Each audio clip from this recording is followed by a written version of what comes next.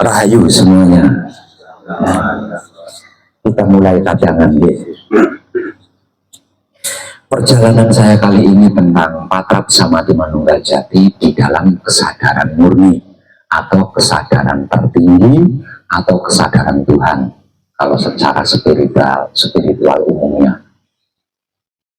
Tentang patrap samadhi manunggal jati dengan kesadaran murni, sekiranya apa yang panjenengan belum memahami?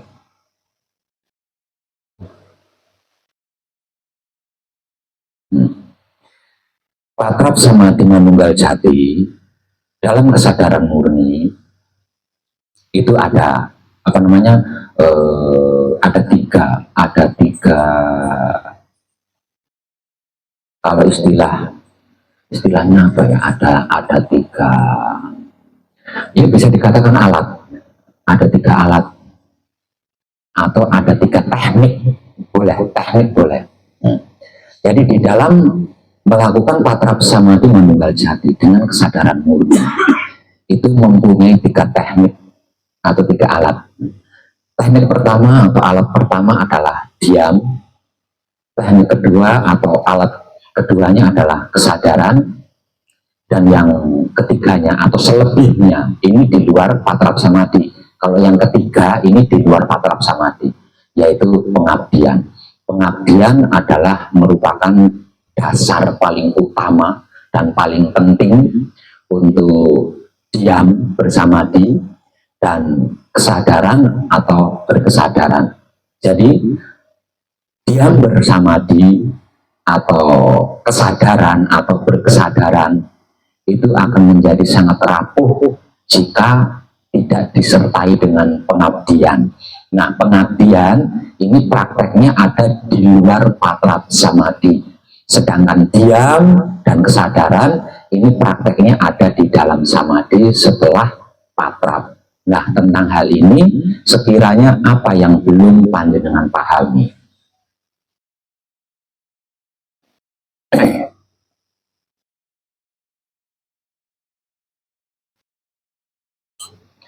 Kalau yang lain-lain udah lebih dari cukup lah itu ya.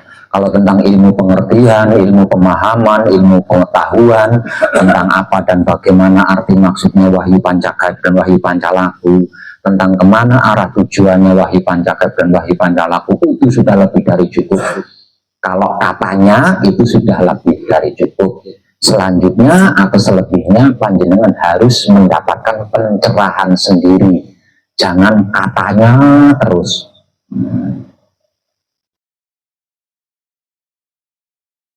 Monggo direnungkan sekiranya tentang apa yang barusan saya sampaikan itu ada nggak yang belum panjenengan paham?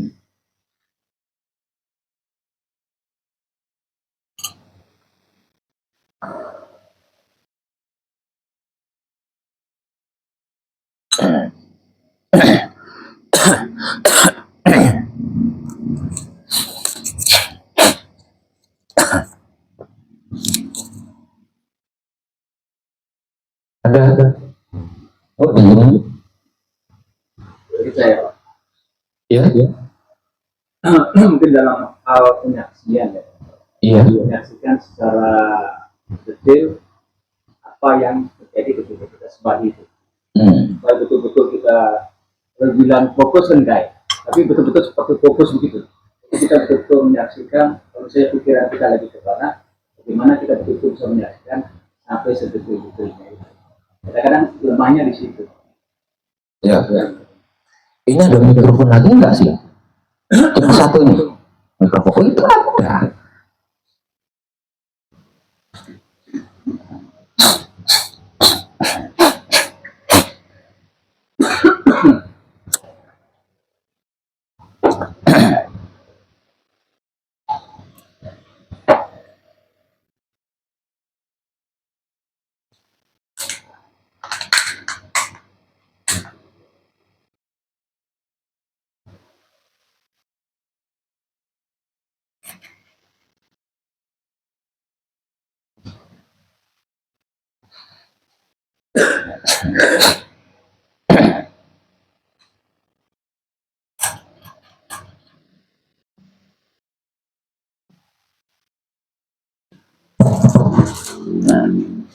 Mau diulang? Rahayu Pak Wek. Siap. Rahayu semua keadaannya. Selamat. Kurang dekat. Begini Pak Wek, ketika kita melakukan samadhi ketika setelah selesai parat itu, nah yang menjadi kelemahan dalam diri saya selama samadhi ini adalah dalam hal penyaksian Pak Wek. Bagaimana kita bisa menyaksikan setiap kejadian ketika kita samadhi itu betul-betul kita detail menyaksikan apa yang terjadi seperti itu. Misalnya contohnya ketika pikiran kita lagi melayang ke sana, bagaimana kita betul-betul detail dari awal sampai akhir betul-betul kita bisa menyaksikan apa yang terjadi ketika pikiran kita berubah ketika kita samadhi. Jadi yang tepat itu adalah tentang menyaksikan. Menyaksikan yang dimaksud. Menyaksikan yang dimaksud itu yang seperti apa gitu ya. Menyaksikan yang dimaksud itu yang seperti apa? Sebenarnya sederhana ya. Jadi Patrap Samadhi Manunggal Jati di dalam kesadaran murni yang tekniknya adalah menggunakan diam dan kesadaran, itu sebenarnya sangat sederhana sekali, tidak rumit, tidak sulit, tidak berat, dan tidak membutuhkan keahlian khusus, termasuk tentang menyaksikan. Nah, menyaksikan ini sesungguhnya sederhana.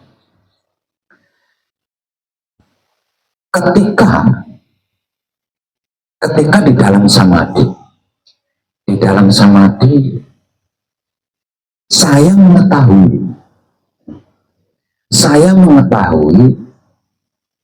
kok otak saya berpikir pekerjaan. Ini sudah menyaksikan loh ya. Nah, tinggal menyaksikan. Nah, tinggal selanjutnya itu tinggal diperhatikan saja. Selebihnya, selanjutnya itu tinggal memperhatikan saja. Di otak yang berpikir tentang pekerjaan, ini tinggal diperhatikan saja. Nah, dengan memperhatikan, ketika otak saya berpikir tentang pekerjaan, ini nanti kita tahu, dengan memperhatikannya itu nanti kita tahu. Terus lagi.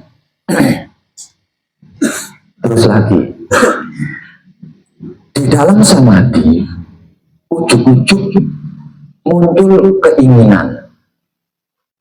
Lah, yang membuat kita itu tahu dalam diri kita itu muncul keinginan, kan ini kesadaran. Nah, pengetahuan ini yang dimaksud menyaksikan. Selebihnya atau selanjutnya tinggal memperhatikan saja. Keinginan itu loh diperhatikan, terus diperhatikan.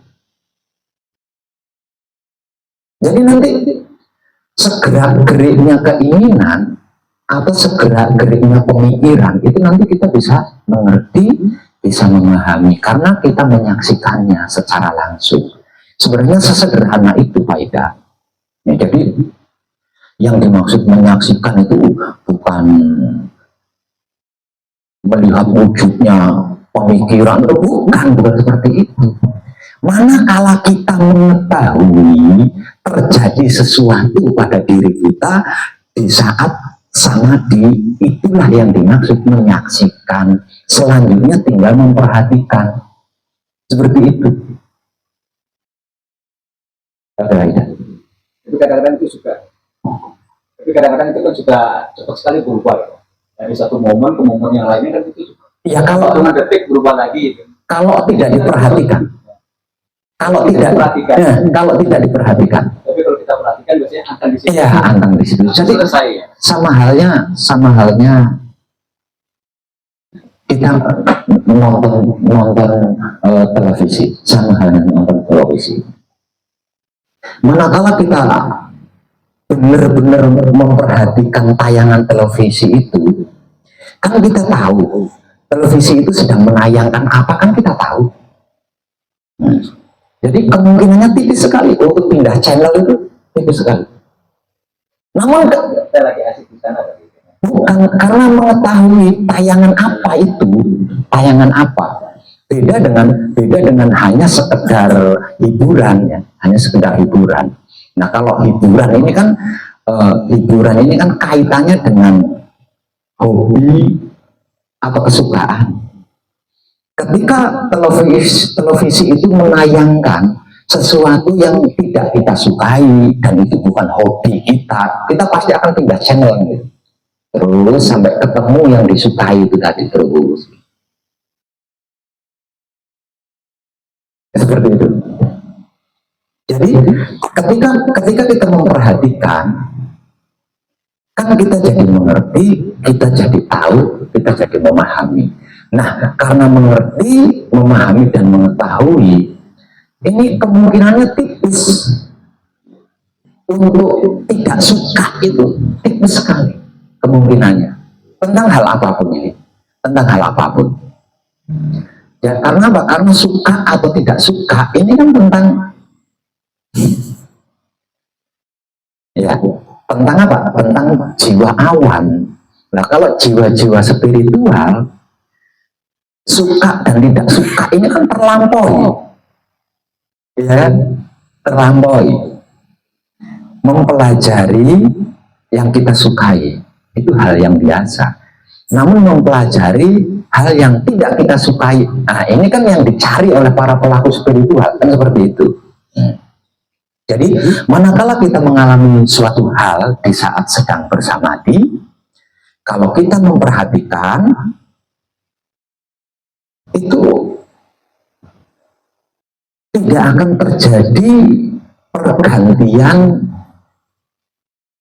yang sebegitu cepatnya.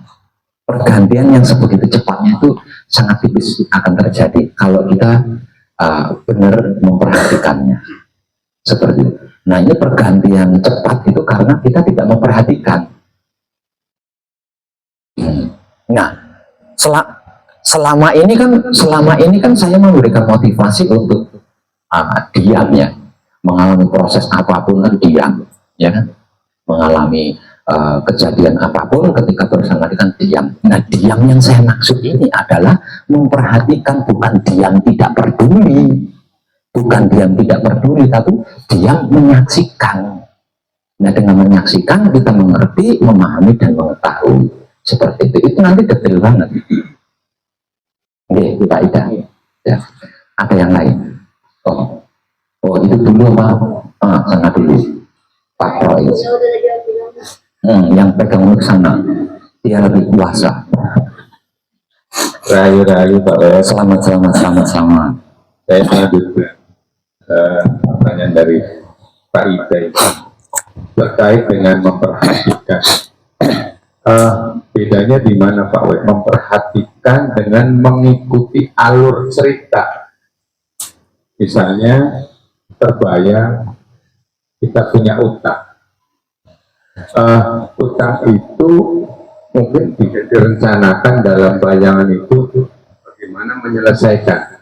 Apakah itu wujud dari memperhatikan pikiran atau kita ikut alur cerita yang berkembang di depan kita yang masuk ke bawah. Terima kasih. Memperhatikan, kalau kita benar-benar memperhatikan, tidak usah ngikut, pasti akan turun dengan proses yang sedang terjadi itu. Jadi kalau mengikuti proses yang sedang terjadi ketika kita bersamadi itu belum tentu ada kejelian, belum tentu bisa jeli. Namun kalau kita memperhatikan, ini sudah pasti akan ikut, sudah pasti itu kalau kita memperhatikan proses ingat hutang. Nah hati kita yang sedang ingat sama hutang,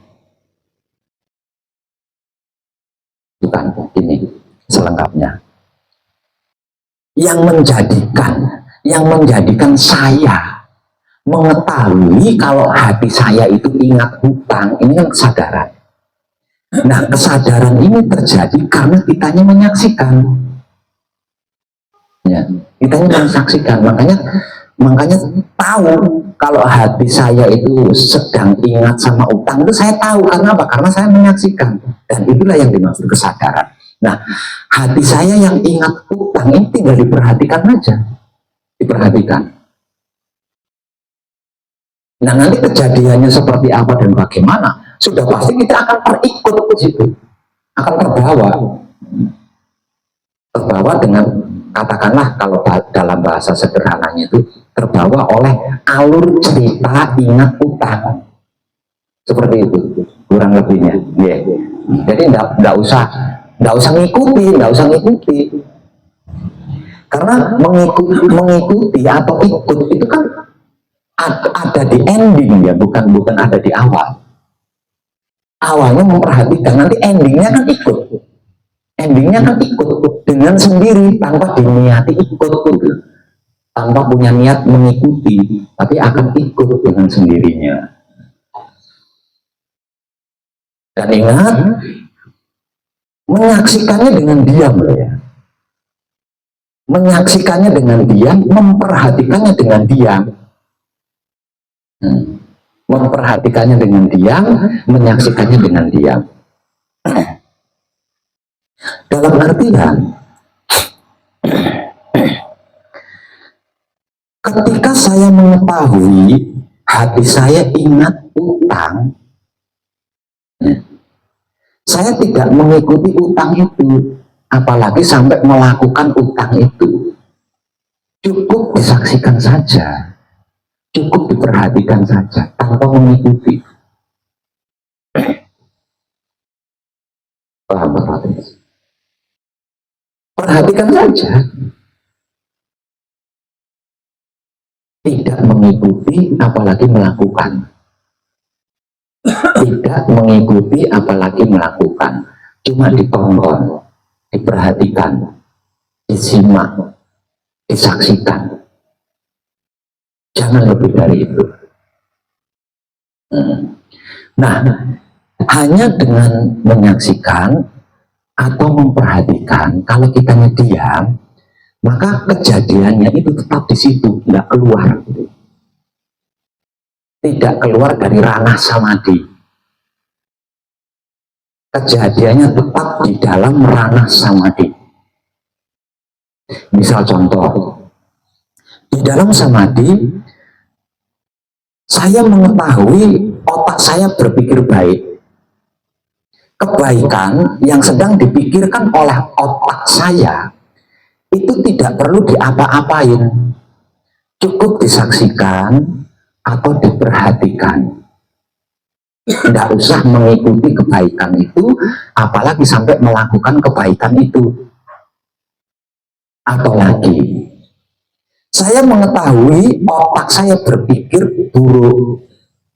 Nah, keburukan yang sedang dipikirkan oleh otak saya itu tidak perlu diapa-apain, cukup disaksikan, cukup diperhatikan. Jadi jangan mengikuti keburukan, apalagi sampai melakukan keburukan tersebut. Bisa paham ya? Bisa paham belum? Masih ya, lanjut dengan yang mengikuti sama yang terlibat di situ. Itu bagaimana? Makanya tadi sebelumnya Pak Bad mengatakan kan kita secara otomatis akan mengikuti itu. Tapi setelah itu Bapak bilang jangan diikuti. Nah, otomatis sama itunya seperti apa? Kalau kita punya niat, berniat mengikuti, berarti kan kita tidak diam. Satu, berarti kita tidak diam. Satu. Nah, yang kedua, kalau kita punya niat mengikuti, maka proses ini bisa keluar dari ranah samadhi. Gitu. Nah, jadi panjang ceritanya. Nah, karena apa? Karena keluar dari ranah samadhi ini kan kita sedang berada di ranah samadhi. Ya, kita sedang berada di ranah samadhi. Jadi endingnya memang mengikuti, endingnya itu mengikuti, tapi itu jangan diniatkan gitu loh. Jangan diniatkan. Endingnya memang mengikuti. Namun ending mengikuti ini kejadiannya di dalam ranah samadhi, bukan keluar. Nah kalau kita meniatkan diri mengikuti, kita akan terbawa oleh pemikiran itu, dan pemikiran itu akan membawa kita keluar dari ranah samadhi, dan itu pasti semerawut. Jadi endingnya tetap mengikuti, endingnya tetap mengikuti, endingnya itu mengikuti, namun itu bukan niat, dan jangan diniatkan mengikuti, jangan diniatkan mengikuti. Jadi perhatikan saja. Nah dengan memperhatikan nanti kan kita apa namanya, bekerja sama dengan kejadian itu kan. Nah itu namanya kan mengikuti kan. Dan pasti kejadiannya itu tidak akan keluar dari ranah samadhi, karena kita tidak punya niat mengikuti. Bisa kan? Oke. Perhatikan saja kita tidak berperan di situ ya. Mirip-mirip dengan penonton film. Tidak terlibat dalam. Mirip-mirip dengan nonton film itu. Kalau kita punya niatan mengikuti, kan kita perlu tangga ya untuk naik manjat ke layar itu kan. Karena layarnya kan tinggi ya. Nah, seperti itu. Bisa dipahami Pak Rais? Sebentar, oke. Ketika kita mengamati dan kita larut, tapi tidak berniat, tapi kita terbawa dalam proses itu, apa itu sama dia benar atau kita sudah tercampur dengan asumsi-asumsi. Jangan takut dengan asumsi-asumsi, jangan takut dengan resiko-resiko. Yang penting panjenengan saksikan aja. Saksikan aja, perhatikan saja. Usah dipikirkan resikonya.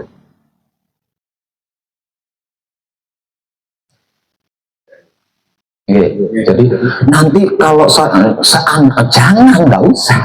Pokoknya perhatikan aja. Perhatikan saja. Lah nanti apa yang terjadi ya itu suka-sukanya dia, suka-suka dia. Yang penting saya sudah nonton dengan baik, saya sudah memperhatikannya dengan jeli. Selebihnya itu kan haknya dia. Dia yang saya maksud ini adalah hidup yang sedang bergerak-gerik tempat tersebut, kesadaran itu tadi. Seperti itu Pak Rais. Oke. Ada lagi yang lain? Oh Mbak Rati. Tolong.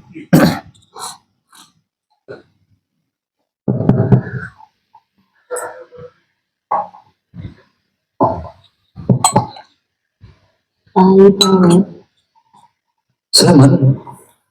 Matur suwun. Pertanyaannya sama kayak Om Waris, cuman sekarang ada tambahan lagi. Jadi kalau Rati samadhi, Rati tidak udah tahu nih, sadar, oh pikirannya lagi jalan-jalan, terus Rati juga pernah ingat kalau nggak salah disuruh menyadari apapun yang terjadi di dalam diri.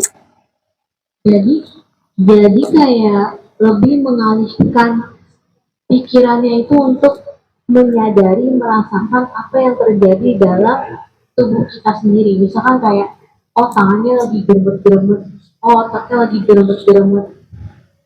Di saat itu tidak ada pikiran sama sekali yang muncul.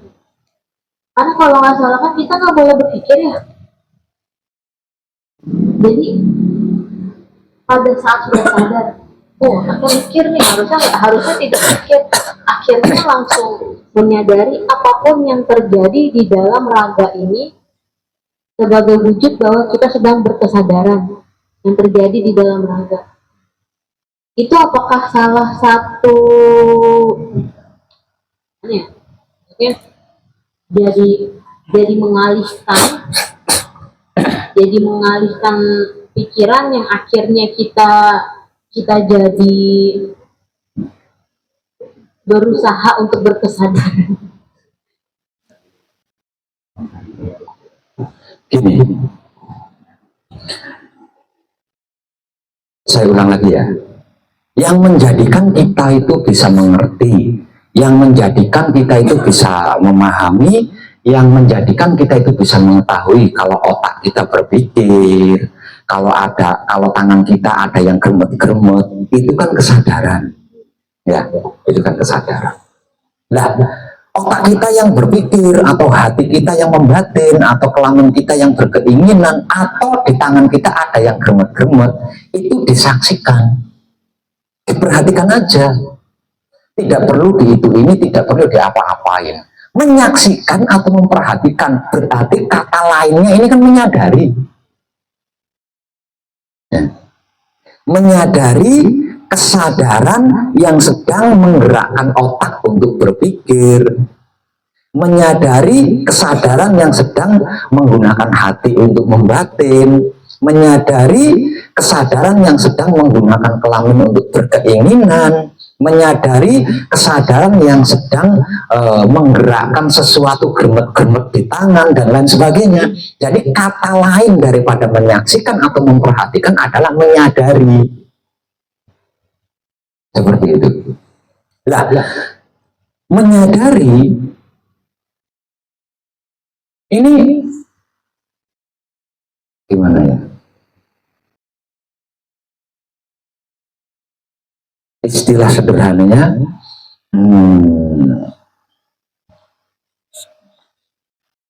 istilah sederhananya itu gimana ya?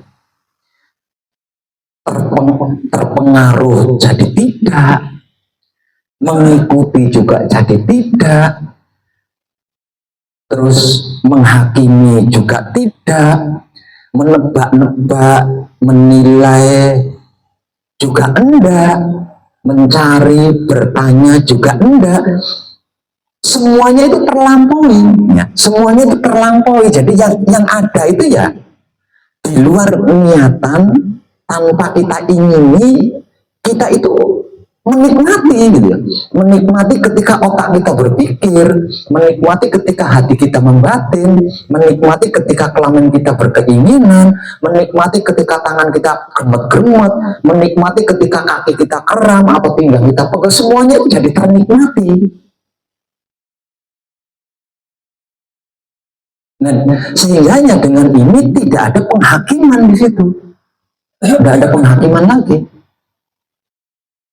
Dan tidak menilai atau membedakan mana baik mana buruk, enggak. Yang ada hanya menikmati apapun itu, yang ada hanya menikmati apapun itu, dan menikmati ini terjadi begitu saja di luar rencana, di luar kesengajaan kita atau di luar niatan kita. Jadi ketika otak kita berpikir itu, ketika hati kita ingat itu, kita itu yang terjadi itu kita menikmatinya gitu. Yang terjadi itu kita menikmatinya. Sehingganya nggak peduli otak mau berpikir baik atau otak mau berpikir buruk, itu kita sudah nggak peduli lagi itu. Sudah nggak penting lagi itu tentang otak kita berpikir baik atau buruk, itu sudah nggak penting lagi. Karena kedua-duanya terlampaui oleh menikmati itu tadi, menyadari itu tadi, kayak gitu. Jadi kalau otaknya mikir bukan berarti harus di stop. Enggak, kan itu kesadaran yang menjadikan Ratih bisa mengetahui otaknya mikir, itu kan kesadaran. Dan kesadaran ini harus digunakan untuk menyadari kesadaran itu sendiri.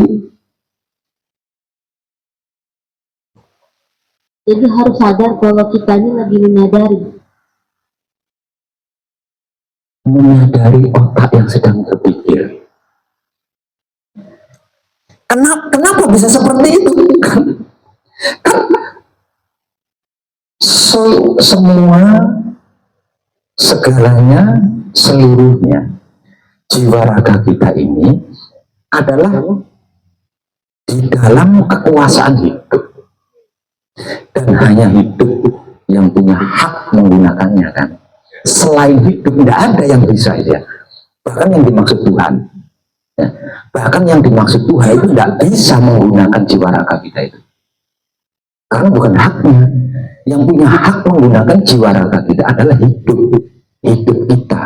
Artinya apapun yang terjadi, apapun kejadian yang dialami oleh jiwa raga kita itu adalah gerak-gerik hidup, mau baik, mau buruk, mau indah, mau jelek. Nah, jadi apapun yang terjadi kan kita nggak bisa ngapa-ngapain, nggak bisa ngapa-ngapain selain menikmatinya gitu, selain menikmatinya, karena mustahil hidup itu akan menyengsarakan jiwa raganya, akan menyesatkan jiwa raganya, akan merusak jiwa raganya. Mustahil sekali. Jadi kita nggak bisa negatif thinking, itu nggak bisa. Bahkan positif thinking juga nggak bisa. Negatif thinking nggak bisa, positif thinking nggak bisa. Nggak bisa. Jadi kita benar-benar mengabdi,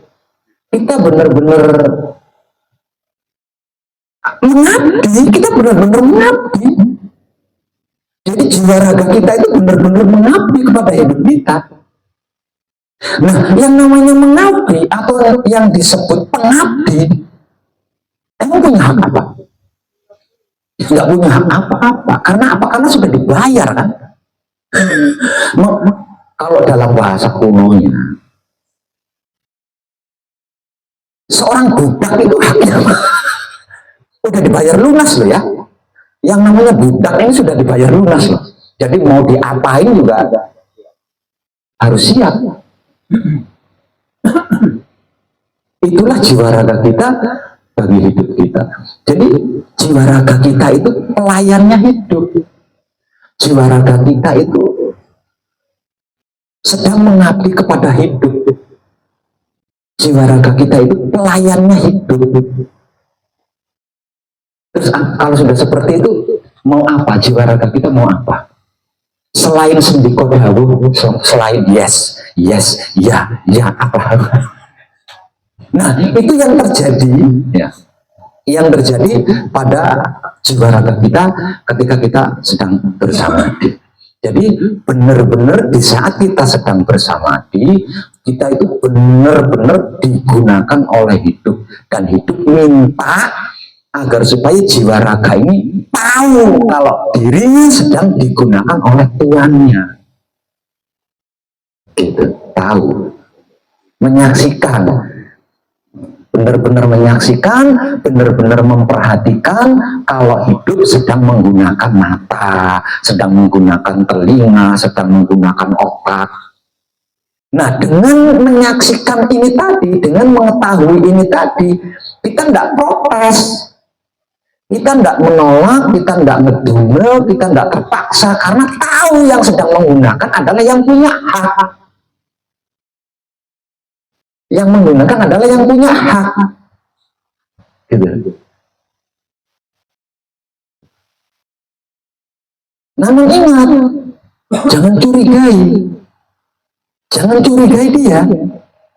Karena dia sangat-sangat tidak mungkin mau merusak jiwa raganya sendiri, mau menyesatkan jiwa raganya sendiri, mau menghancurkan jiwa raganya sendiri, mau mematikan jiwa raganya sendiri. Itu sangat amat mustahil. Karena apa? Karena jiwa raga kita adalah kendaraannya. Dia tidak berarti tanpa jiwa raga ini, tanpa jiwa raga kita itu dia tidak berarti. Nah, dari sini kita bisa mengambil kesimpulan, tidak mungkin dia itu mau mencelakai. Karena hanya dengan menggunakan jiwa raga kita ini, dia akan bertemu dengan dia yang ada di luar. Hidup di dalam diri kita adalah kan alam semesta di dalam diri. Awalnya dia kan bersatu, manunggal dengan alam semesta di luar diri. Nah, alam semesta di dalam diri atau hidup yang ada di dalam diri kita ini kan sudah nggak mampu menahan rindunya untuk bertemu, setidak-tidaknya berkomunikasi. Itu paling tidak itu. paling tidak itu dia bisa berkomunikasi dengan dia yang sedang ada di luar. Nah, hal ini bisa terjadi hanya dengan menggunakan sarana jiwa raga. Jadi dia sangat hati-hati, sangat cinta, sangat kasih, sangat sayang sama jiwa raganya. Karena tanpa jiwa raga, dia tidak berarti, dia tidak bisa bertemu dengan alam semesta di luar, itu tidak bisa. Ujuk, nggak bisa, karena itu bagian dari hukum alam, dan dia nggak bisa melanggar janjinya. Nah, dia berada di dalam diri kita, itu kan sesuai kesepakatan. Jadi dia nggak bisa melanggar janji, aku bisa bertemu manunggal dengan alam semesta di luar tanpa jiwa raga, nggak bisa, sudah diperjanjikan, nggak bisa. Jadi harus melalui prosesnya menggunakan jiwa raga. Jadi apapun kelakuan hidup ketika menggunakan jiwa raganya, enggak ada sama sekali niatan mencelakai, menyesatkan, menghancurkan, dan bla bla bla bla. Lah, kenapa spiritualnya harus seperti itu? Karena selama ini kita sudah asik mencurigai hidup itu. Nah, dengan menyaksikan atau dengan menggunakan kesadaran untuk menyadari kesadaran itu sendiri, tujuannya apa? Tak lain dan tak bukan agar supaya rasa dan perasaan kita yang mencurigai hidup selama ini habis. Ya. Misal contoh, di dalam samadhi, saya mengetahui otak saya berpikir Jakarta. Saya perhatikan, saya saksikan, saya perhatikan dengan seksama otak saya yang sedang berpikir tentang Jakarta ini tadi. Tanpa ragu, tanpa curiga, tanpa bertanya, tanpa mencari, tanpa mengira-ngira, menduga-duga, bla bla bla bla bla, tanpa itu pokoknya saya saksikan, pokoknya saya sadari.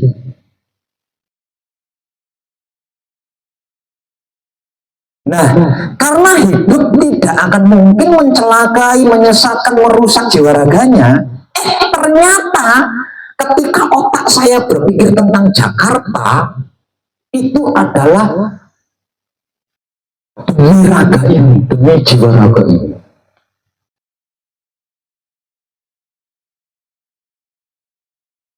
Demi jiwa raga ini. Dan setelah otak saya berpikir tentang Jakarta, sesudahnya ini, wah, jiwa raga saya langsung sehat. Wah, langsung fresh, langsung percaya diri dan bla bla bla bla bla. Nah, ini satu ya. Terus lagi, ganti lagi yang lain. Hati saya ujuk-ujuk di dalam samadhi, hati saya ujuk-ujuk ingat utang.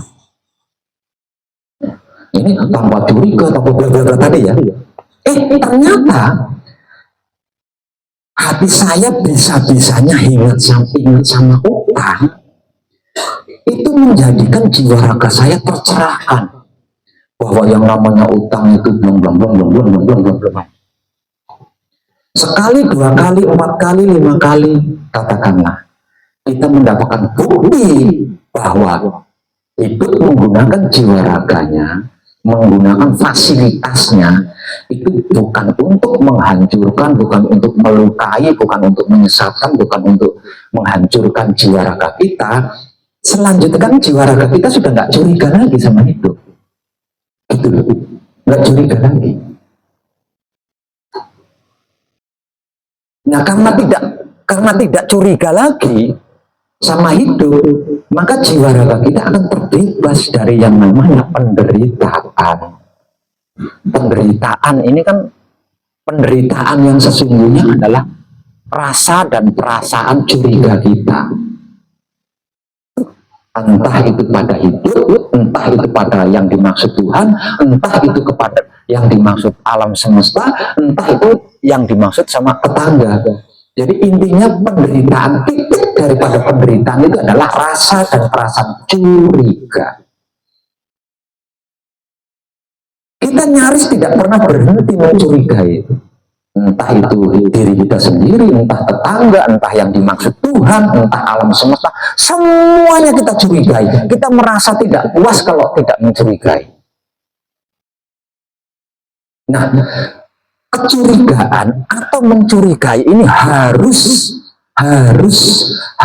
lenyap dari kemanunggalan kita.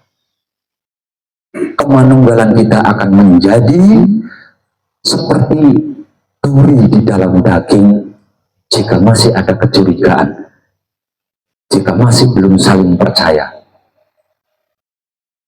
Jadi tujuannya itu. Nah, kalau saya sudah bisa tidak mencurigai hidup, tidak perlu praktek ini. Namun yakin sudah tidak curiga.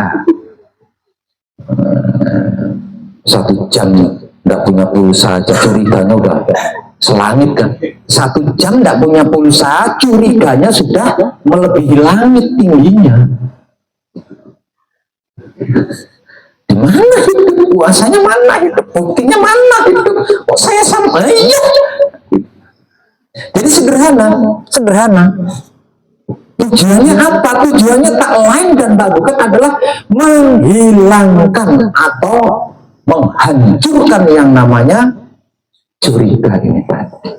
Nah, samadhi adalah kependekan dari semelehe mengerti atau ketakutan.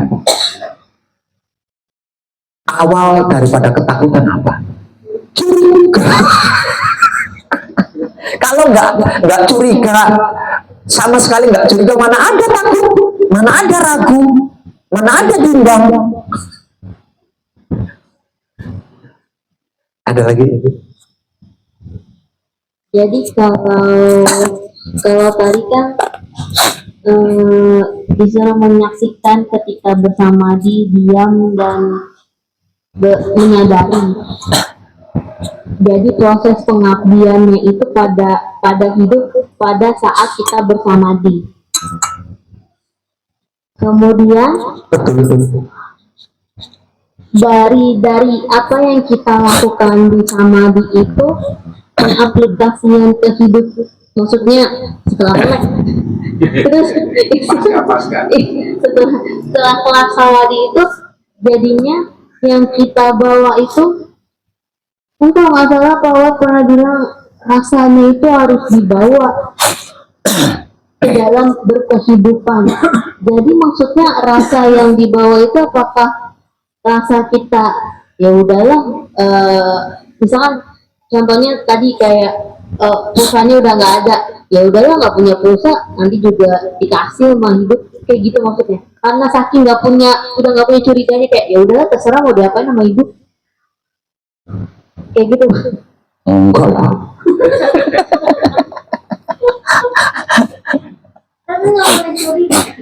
Bukan begitu. Itu namanya apa namanya? Mungkesi. Kalau dalam bahasa Jawa mungkesi. Kalau dalam bahasa ini apa ya? Overthinking. Udah gitu lah. Jadi manakala kita bersedia menyaksikan atau memperhatikan gerak-gerik hidup ketika menggunakan jiwa raganya, ketika menggunakan fasilitasnya, maka seiring berjalannya waktu, rasa dan perasaan curiga kita atau suuzon kita itu akan musnah, ya, akan musnah.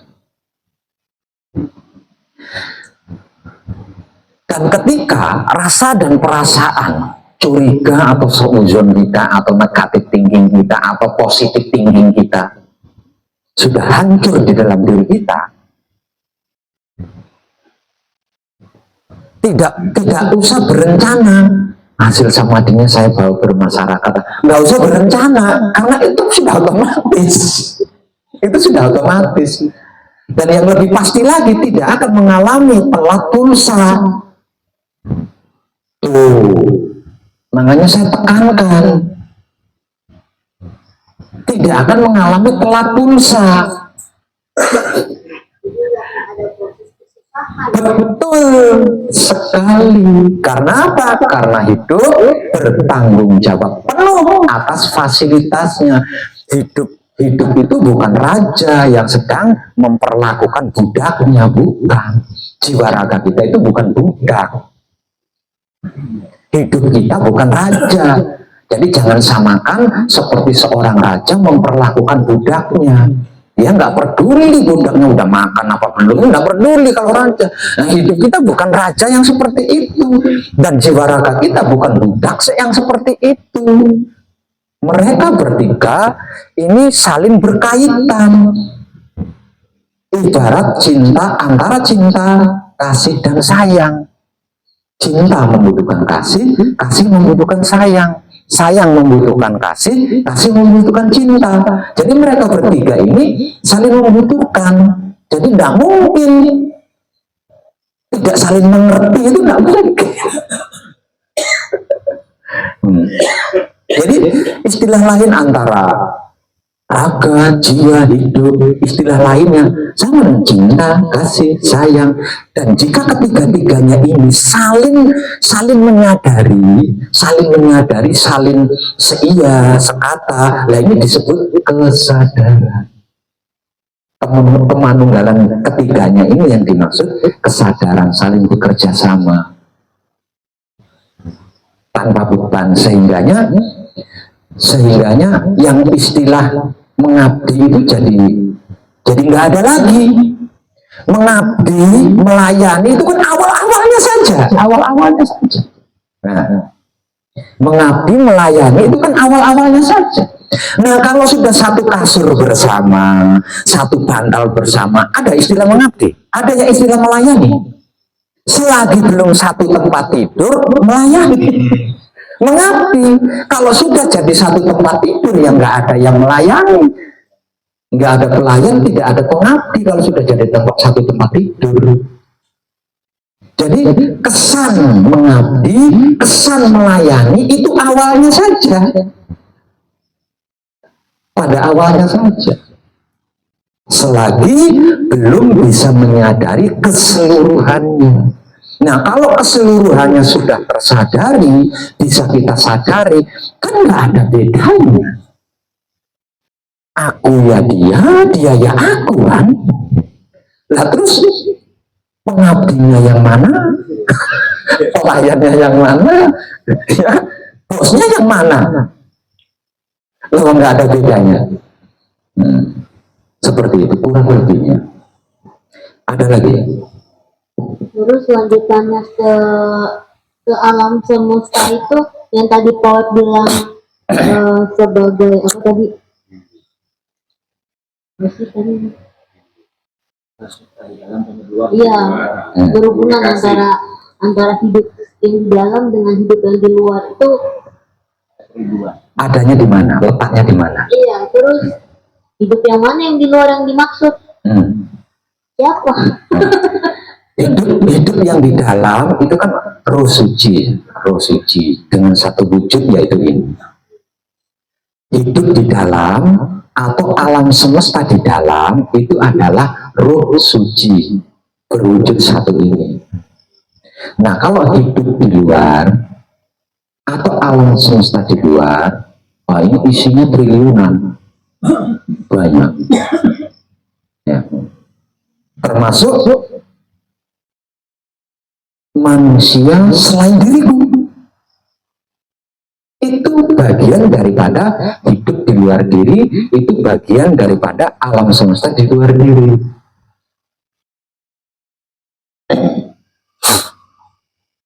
Manakala ketika menyembah sudah tidak ada kecurigaan sedikit pun, maka hidup yang di dalam diri atau alam semesta di dalam diri akan mengalami kemudahan untuk berkomunikasi dengan hidup yang ada di luar diri atau alam semesta di luar diri. Kejadiannya di mana? Ketika kita bermasyarakat, ketika kita bekerja, ketika kita bergaul, ketika kita bertemu sesuatu, ketika apa saja di luar patar samadhi.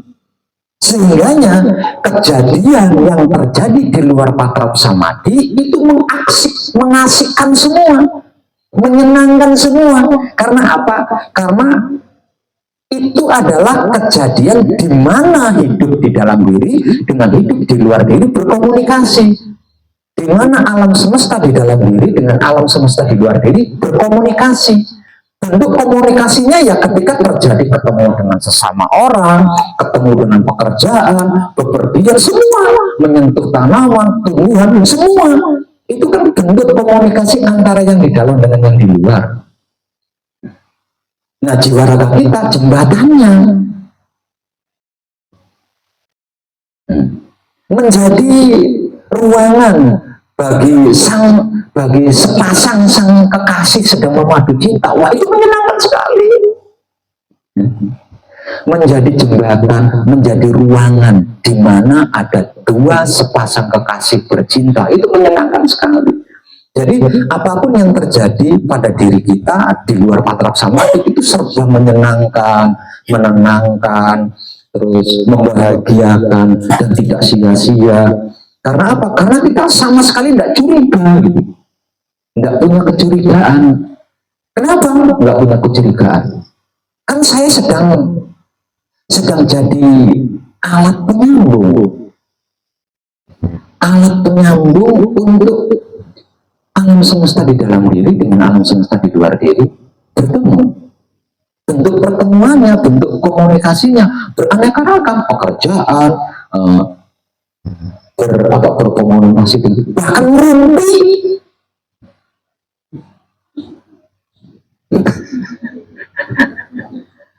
Jadi semuanya menyenangkan semua. Dan yang paling pasti tidak sia-sia. Rumpi sekalipun tidak sia-sia. Kalau yang rumpi itu adalah alam semesta di dalam diri dengan alam semesta di luar diri. Nah, kalau yang rumpi itu angan-angan, beda lagi. Yang rumpi itu ego, beda lagi.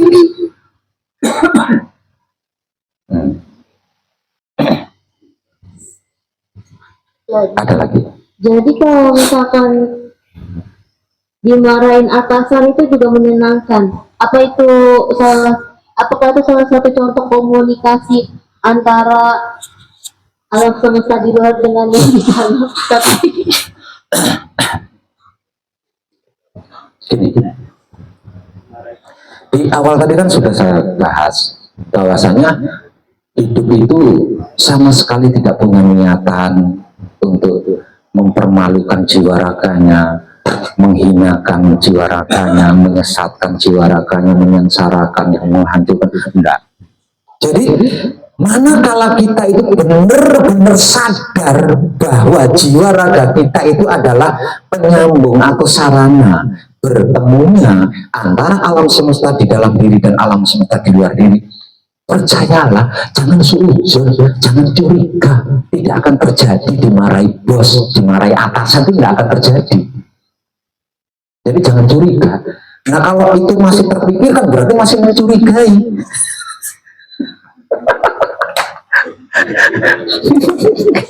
Masih mencurigai itu. Lah buktinya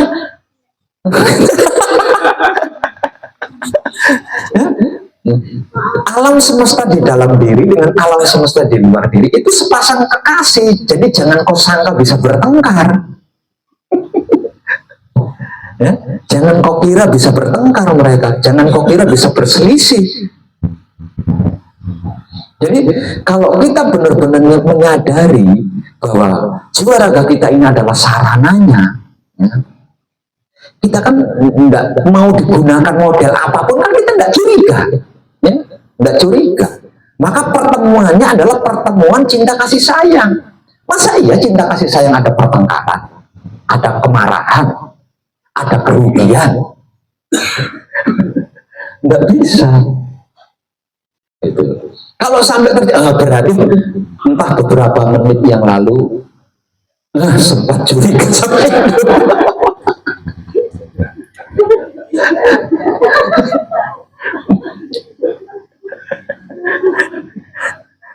Ada lagi? Apa ini mungkin ya? Apakah ini yang mungkin dimaksud dengan itu, Pak? Asli ada di mana-mana itu, Pak? Betul. Aku ada di mana-mana. Karena aku ada di mana-mana, maka dia pun ada di mana-mana. Jadi kita enjoy aja kondisi apapun juga. Iya. Dalam kondisi apapun juga ya Pak. Iya, karena kita kan hanya angkot. Iya. Kita kan Grab. yang mengantarkan dia bertemu dia. Yang mengantarkan aku bertemu dia. Yang mengantarkan dia bertemu aku. Jadi kita itu tidak lebih dari Grab, angkot. Tapi dibayar mahal. Angkot yang dibayar mahal. Karena apa? Karena tidak akan mengalami penderitaan, tidak akan mengalami untung rugi, tidak akan mengalami kesedihan, tidak akan mengalami kecelakaan. Gitu. Ada lagi enggak?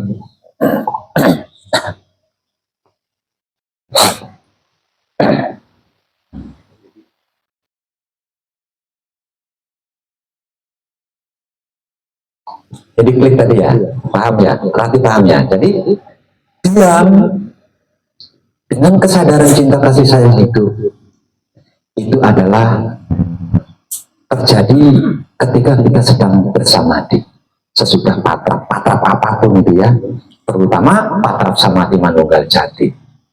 Sedangkan pengabdiannya ada di luar patrap samadhi. Nah, pengabdian ini bergantung dari samadhi kita. Maksimal samadhi kita, tipis kecurigaannya, di luar patrap samadhi aman.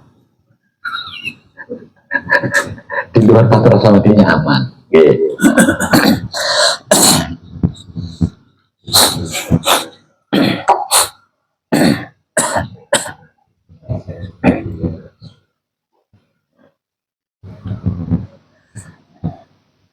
Itu tadi kesadaran yang belum saya bahas.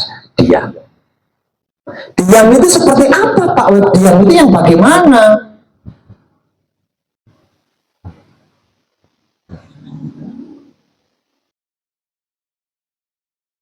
Kayaknya ketika otak saya nggak bisa ya diam itu. Nggak bisa deh diam itu. Gitu kan ya? Ya pasti tidak bisa karena itu bukan ranah diam. Itu bukan ranahnya diam. Ketika kita mengetahui otak kita berpikir itu, berpikir ini, itu bukan ranahnya diam, itu ranah kesadaran. Jadi sadari kesadaran itu. Lah terus ranahnya diam di mana? Di awal. Ranahnya diam sesudah kita kunci kalau menggunakan patrap samadhi manunggal jati.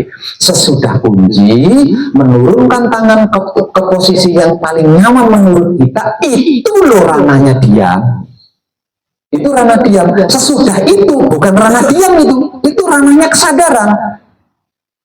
Karena apa? Karena ketika kita diam, hidup akan aktif. Ketika kita aktif, hidup diam.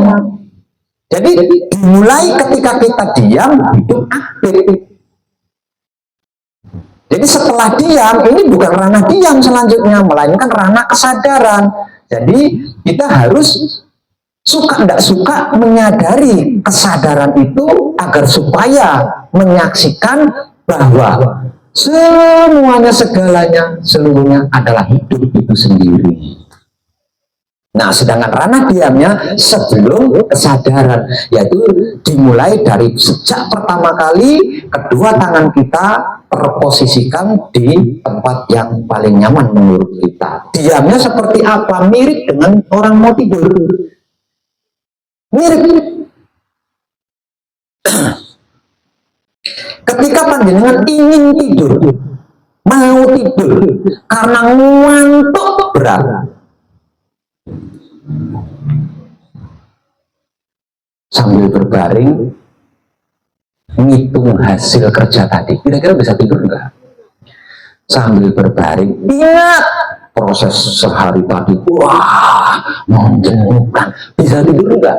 Sambil berbaring membayangkan sesuatu, mikir sesuatu, mencari sesuatu, bertanya sesuatu, bisa tidur enggak?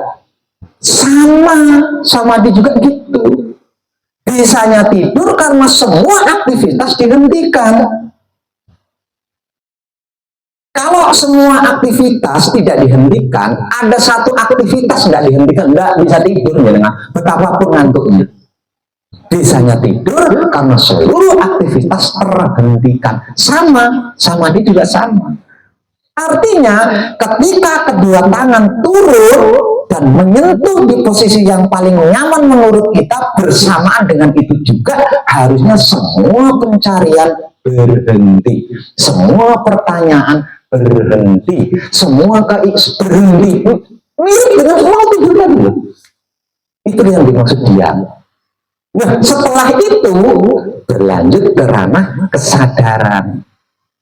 Karena hidup aktif di situ, menggunakan fasilitasnya, yaitu jiwa raga. Nah, di ranah kesadaran jangan berusaha diam. Ketika otak berpikir berusaha diam, ya nggak bisa, bukan ranahnya. Itu kan ranah kesadaran. Jadi bisanya menyadari kesadaran yang sedang bergerak-gerik itu tadi, bisanya bukan diam.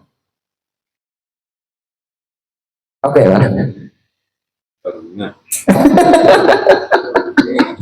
Samadhi itu ikut diam, jadi karena kalau diam itu cuma udah tok gitu. Jadi nggak ada yang bisa disaksikan. Ketika muncul itu kita untuk diam gitu, jadi kita sikat terus supaya dia mau. Iya, diam, jadi semuanya dilepas, lepaskan semuanya, hempaskan semuanya. Dengan kalau tidak seperti itu, jenengan tidak akan bisa diam, nggak akan bisa diam. Mirip dengan orang tidur tadi. Namun ini bukan tentang tidur ya, ini tentang samadhi. Ada perbedaan antara tidur dengan samadhi, ada perbedaan. Walaupun prosesnya sama, namun ada perbedaan antara tidur dengan samadhi. Kalau tidur tanpa kesadaran, nah samadhi dengan kesadaran, nah bedanya di situ. Artinya harus menyaksikan seluruh apapun yang terjadi ketika samadhi itu lalu berkesadaran kok. Kalau sampai ada yang terlewat ya berarti putus kesadaran, tidur.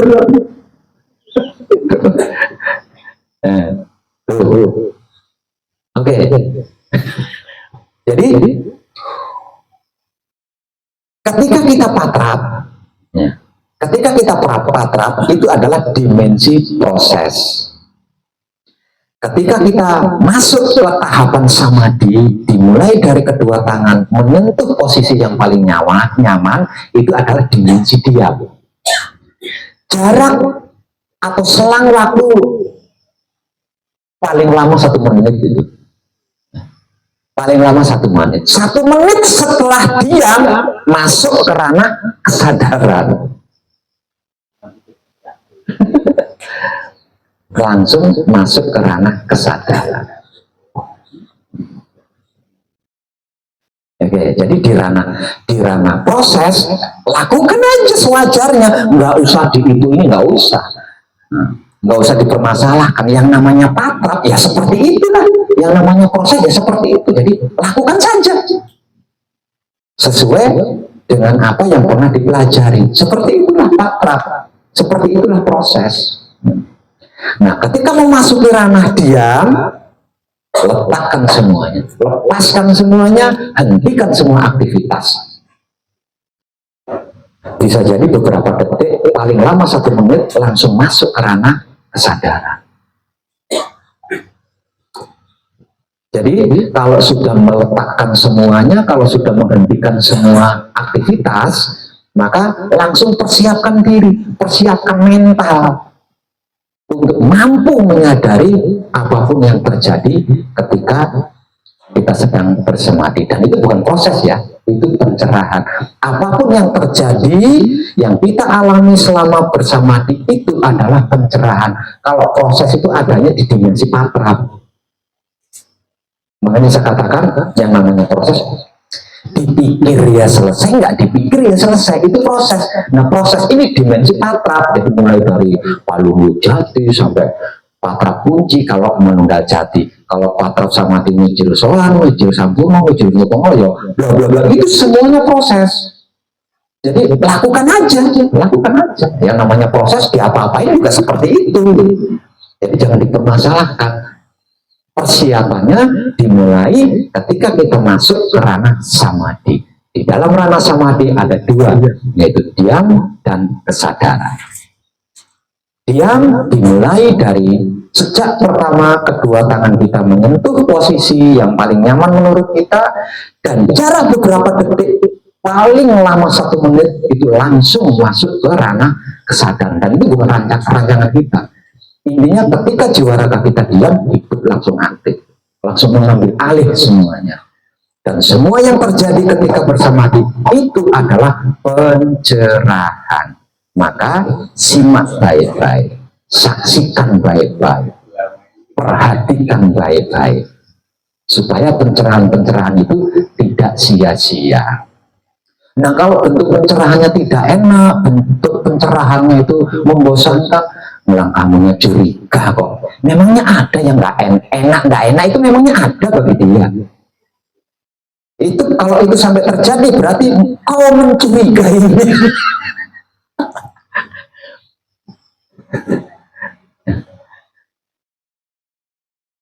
Ada lagi enggak?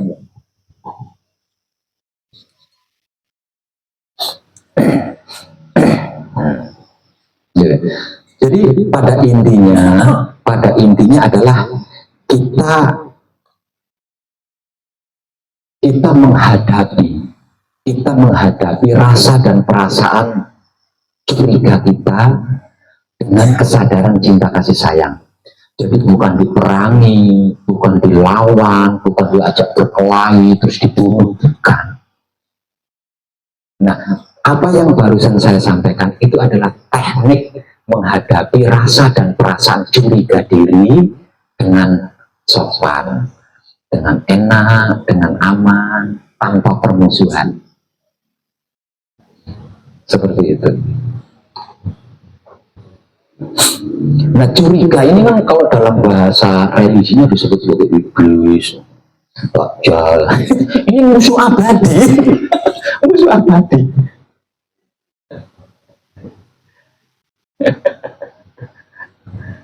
Makanya untuk menghadapi itu sebegitunya loh.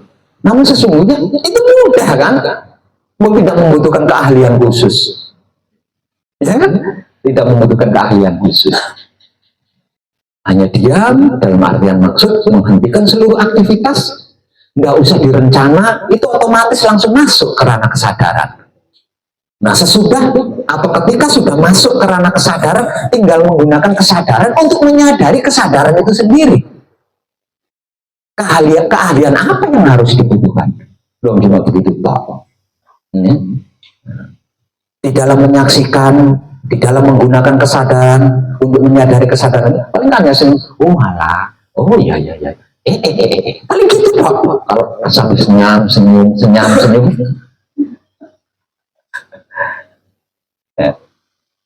Ada lagi? Bisa bertanya lagi dong? Bisa lah. Mau tanya Pak, kalau misalnya ketika kita mau tidur, kita tidak bisa tidur, itu apakah ada juga dimensi proses, dimensi diam sama dimensi kesadaran? Panjenengan mau tidur namun tidak bisa tidur, padahal ngantuk ya. Ya, berarti beberapa menit yang lalu panjenengan baru saja mencurigai itu.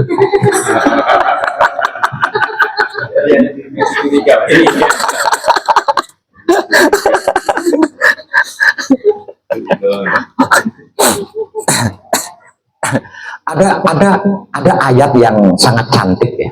Ada sebuah ayat yang sangat cantik menyatakan seperti ini. Sesungguhnya aku sesuai prasangka hambaku.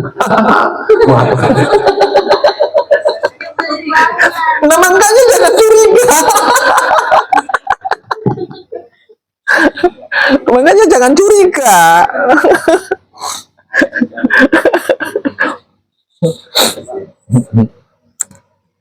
Jadi kalau pikiran kita kemana-mana tapi sudah ada titiknya kan? Iya. Ada detik-detik di mana kita curiga. Iya, iya. Pokoknya sebelum itu kita mencurigai hidup.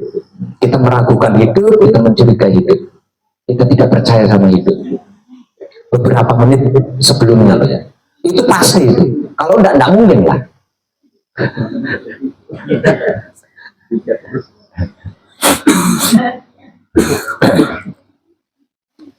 Atau juga kita ngantuk berat nih. Kita ngantuk berat ya. Ngantuk berat. Tidur. Karena jiwa kita kan makanannya patraf samadhi. Agar supaya selama tidur jiwa kita tidak kelaparan, tidak kehausan, maka sebelum tidur kita melakukan patraf samadhi mijil sowan. Sesudahnya kemudian berbaring sambil baca kunci. Bagaimana bisa tidur sambil baca kunci? Motivasinya seperti itu.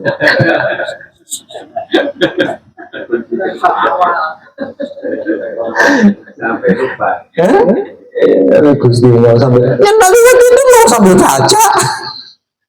Maksudnya kunci itu kumpul nunggal suci. Rasanya hasil dari patraf samadhi mijil sowan itu tadi dibawa tidur, bukan sambil ngeremimil baca kunci. Orang kita baca sampai lupa. Tidur. Wah, iyalah. Gak bisa. Kumpul nunggal suci itu nikmatnya dibawa tidur, bukan ngeremimil sambil baca kunci. Yang nggak tidur.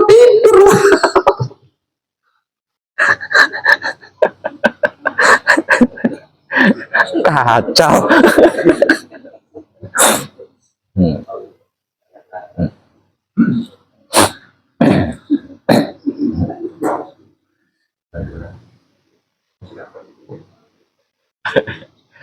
Paham ya? Iya, ada pertanyaan lagi. Mbak Ratih monggo. Saya paling suka apa namanya berhadapan dengan insinyur itu.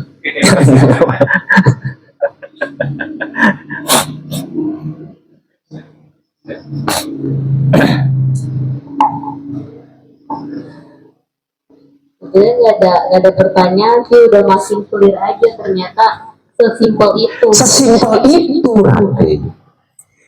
Akhirnya sesimpel itu. Tuh. Yang paling berbahaya lagi, Ratih, selain rasa dan perasaan curiga diri pribadi, yang paling berbahaya lagi adalah asumsi.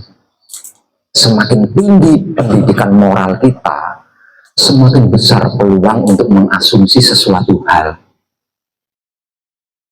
Itu. Makanya orang bijak mengatakan lebih baik bodoh daripada cerdas.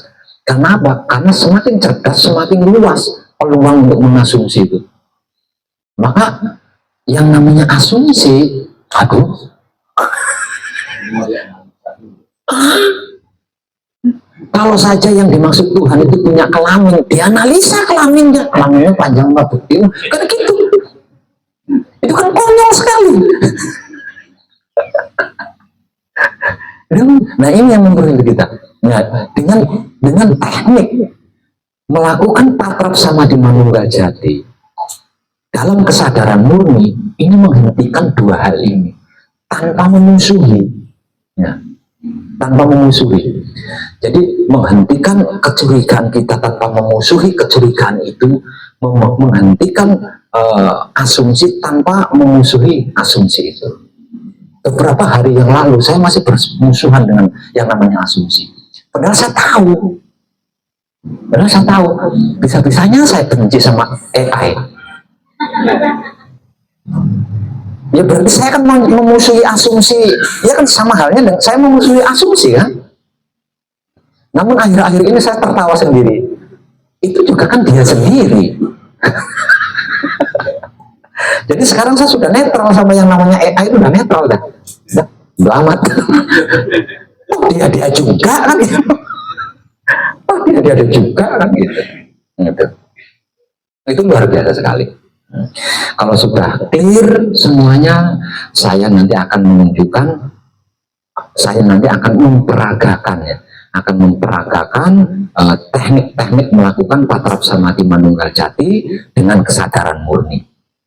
Agar supaya panjenengan lebih puas, ya, lebih puas lagi, sehingga yang namanya kebiasaan berasumsi itu bisa redup, gitu. Namun saya mau ke toilet dulu, nguyuh. Sifatnya apa kalau sekarang Dajjal itu curiga ya? Curiga. Yang Dajjal itu bukannya IE lagi.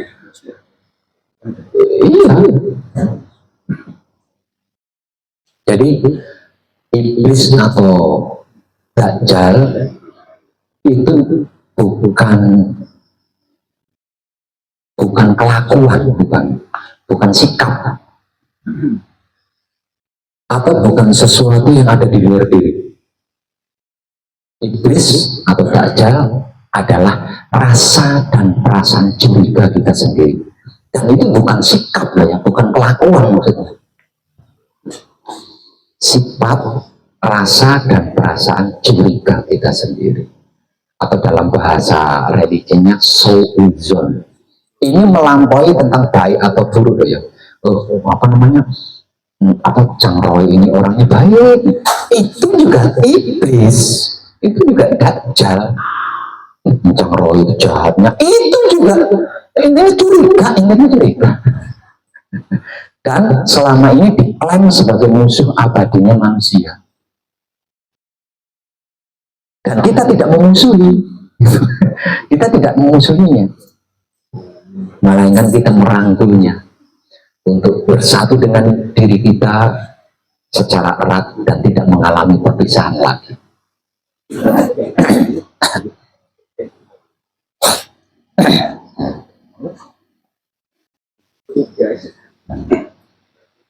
Benar, sudah paham ya? Ratu sudah paham ya? Oke. Nah ini pondasinya itu ada di pengabdian berarti ya. Pondasinya ada di pengabdian, dan pengabdian ini prakteknya di luar patrap samadhi. Ya.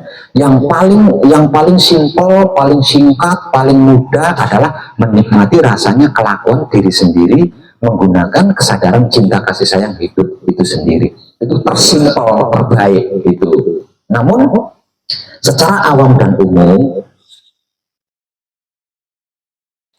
dengan metode patrap samadhi manunggal jati atau patrap samadhi yang lainnya, dengan teknik atau metode samadhi seperti yang barusan saya sampaikan, nanti ketika mengabdi di luar diri ini ya, mengabdi itu actionnya begini.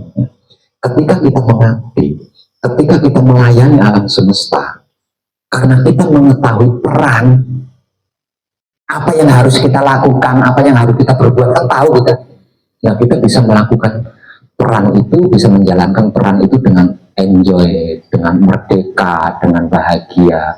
Misal contoh, ada salah satu peran saya harus memberikan sesuatu kepada seseorang atau sesuatu, itu kita memberinya itu memberi aja gitu, memberi aja.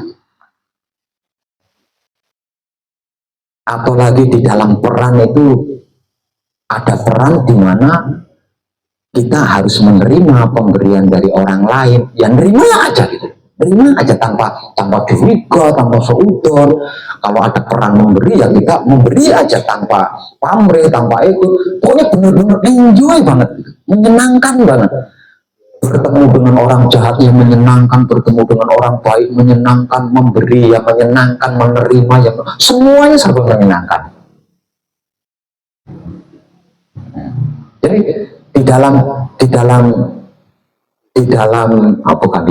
di luar patrap samadhi itu nggak ada tekanan, nggak ada keterpaksaan, nggak ada tuntutan, nggak ada sistem harus itu, harus ini, nggak ada. Jadi benar-benar terjadi karena realitanya memang seperti itu. Realitanya memang seperti itu. Jadi bukan karena itu, bukan karena ini, bukan karena kebaikan, bukan karena kejahatan, itu bukan. Jadi karena realitanya harus seperti itu. Realitanya saya harus memberi, realitanya saya harus menerima. Gitu. Jadi terjadi begitu saja. Jadi benar-benar merdeka itu, benar-benar merdeka. benar-benar bebas, benar-benar dewasa, benar-benar mandiri di situ. Dan semuanya itu menyenangkan, semuanya itu membahagiakan. Kalau paham, ya. Dan sekali lagi yang perlu saya garis bawahi,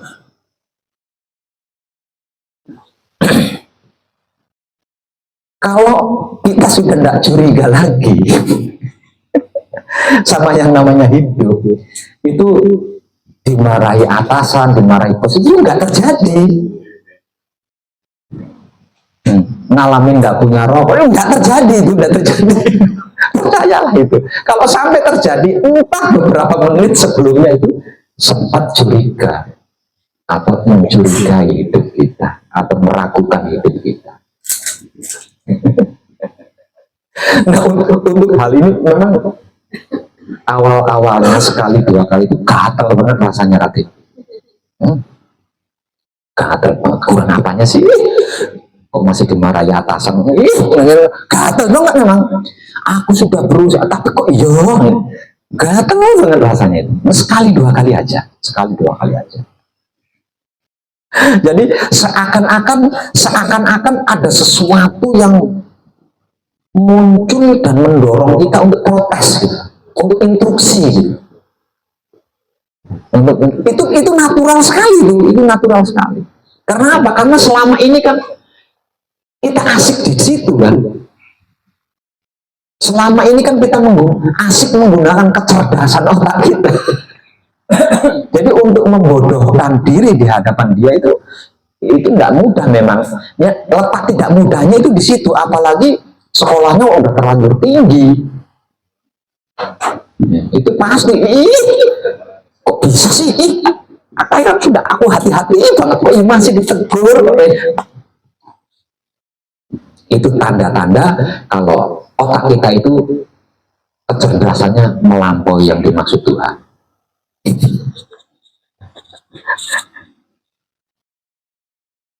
Oke, iya. Pak, setipis apa antara curiga dan waspada? Betulnya istilah.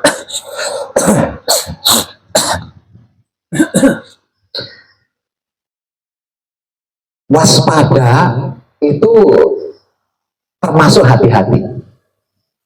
Ya. Misal contoh, kejahatan terjadi itu karena ada peluang, kan?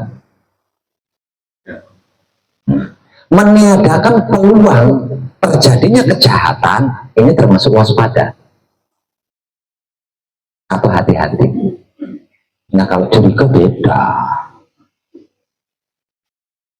Curiga beda. Misal contoh, motor di situ. Nah, cepat dimasukin motornya, nanti ada maling. Nah, itu namanya curiga.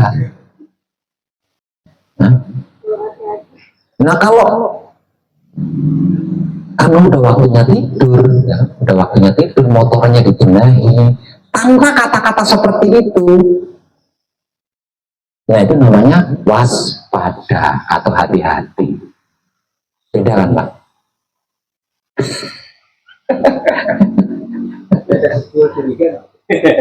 Kayaknya enggak lah. Itu kan bentuk daripada kesadaran. Yang namanya waktunya istirahat, apapun yang sekiranya itu berharga dan milik kita benahi. Salahnya di mana? Ya kan? Seperti itu. Ada lagi?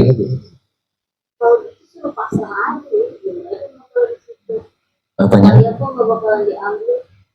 Itu sudah pasti, Raden. Itu sudah pasti. Namun sebelum samadhi kan ada patrap. Sebelum itu kan ada proses. Untuk yang sudah jadi, ya kan mau kamar saya di sini, motornya di jalan juga enggak masalah. Kalau sudah jadi mah itu sudah jadi namanya.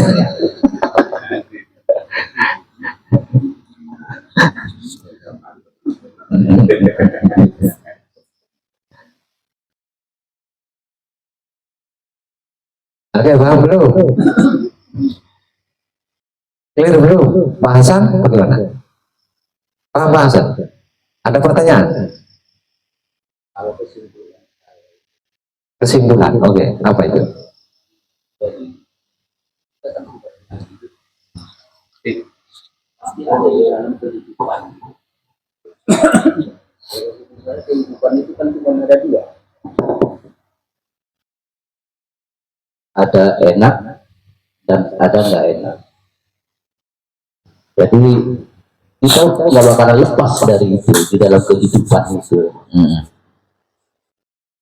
Jadi di waktu Bapak katakan di mana itu saya pernah nyimak gitu. Modal kita kan sudah dikasih modal kekuatan. Ya. Kita modal kekuatan. Jadi semua kejadian di dalam kehidupan itu, kalau kesimpulan saya itu, jadi penghantar. Setiap kejadian yang di luar itu, ini yang saya jalani menjadikan penghantar untuk kesadaran itu, Pak. Pembelajaran saya yang saya alami selama ini ya kayak itu. Jadi udah enggak belajar enggak dipengaruhi oleh setiap kejadian. Itu kesimpulan saya. Jadi setiap kejadian, apa yang saya lihat, apa yang saya dengar, itu menghantar semua untuk selalu ingat kepada hidup kita yang menggerak demikian. Ya. Itu kesimpulan saya. Apa itu benar? Benar. Namun itu bukan kesadaran murni, bukan kesadaran tertinggi, bukan kesadaran Tuhan. Itu masih kesadaran dualisme. Kalau kesadaran murni atau kesadaran tertinggi atau kesadaran Tuhan, itu nggak ada enak nggak enak, baik buruk, itu nggak ada. Jadi enak nggak enak, baik buruk itu dualisme atau dualitas, dan itu tidak salah. Karena apa? Karena saat ini kan dualitas. Awalnya kan satu lintas, kok satu lintas? Emang ada satu lintas? Awalnya kan esa, awalnya kan tunggal, ya. Kemudian tercipta. Nah, kalimat tercipta inilah yang dimaksud dualitas atau dualisme. Hingga pada akhirnya kehidupan pun menjadi dualitas. Sebenarnya kehidupan itu yang nggak ada dua, satu lah, kehidupan itu satu, namun menjadi dualitas. Namun dualitas kehidupan yang dimaksud itu bukan baik buruk, salah dan benar, bukan. Kalau baik buruk, salah dan benar itu asumsinya manusia. Makhluk lain nggak tahu itu. Untuk makhluk lain selain manusia itu nggak ada, nggak berlaku. Enak, nggak enak, enak atau tidak enak, baik atau buruk, salah benar, untuk makhluk lain nggak berlaku itu. Itu hanya asumsinya manusia. Sesungguhnya kehidupan itu hanya satu, namun disebut sebagai dualitas atau dualisme. Lalu yang satu di mana? Di dalam diri kita. Jadi alam semesta itu ada dua, di dalam dan di luar diri kita. Itu yang dimaksud dualitas atau dualisme. Jadi bukan tentang enak nggak enak, baik dan buruk, bukan. Kalau enak nggak enak, baik dan buruk itu asumsinya manusia. Buktinya makhluk lain selain manusia nggak tahu itu. Seperti itu. Jadi kesadaran murni atau kesadaran tertinggi atau kesadaran Tuhan melampaui dualitas atau melampaui dualisme. Karena kesadaran murni atau kesadaran tertinggi atau kesadaran Tuhan adalah kesadaran manunggal, kesadaran esa, ya, kesadaran esa. Sebab karena itu NKRI menggunakan lambang sebagai ketuhanan yang maha esa. Ketuhanan ini dualitas, esa itu sesungguhnya satu. Jadi perbedaan ini tujuannya untuk satu. tujuannya untuk satu, tujuannya untuk menyatu, maksudnya seperti itu.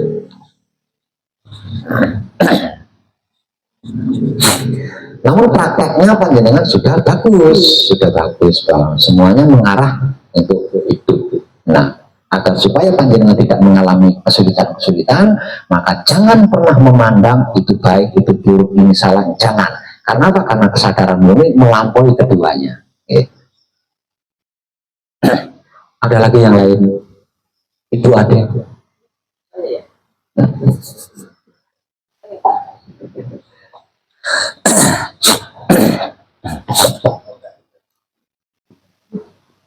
Ayo semua. Selamat, terima kasih Bu Ade.